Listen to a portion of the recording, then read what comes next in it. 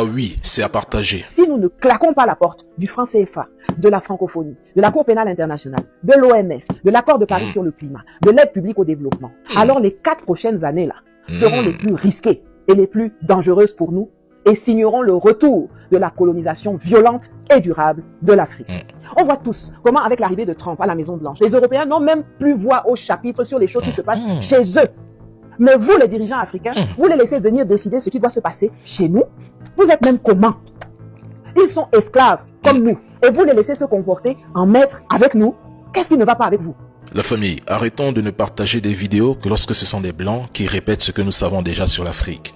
Notre sœur a totalement raison et j'adhère à cette analyse depuis le début.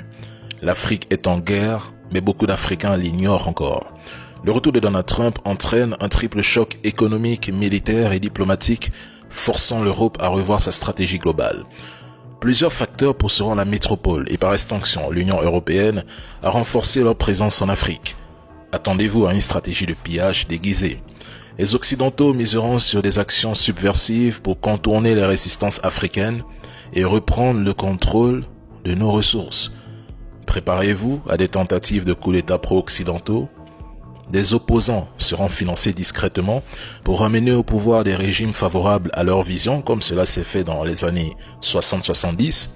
Soyez prêts à faire face à des manipulations économiques accrues, à une intensification de la propagande et à une vague de désinformation massive. Si nous loupons ces 4 ans, si nous nous contentons de tout remettre à une France déjà affaiblie, dépassée et oubliée, nous pourrions le regretter. La seule voie, c'est l'AES. L'AES est le chemin, la vérité et la survie. Je réitère, l'AES, c'est le chemin, la vérité et la survie.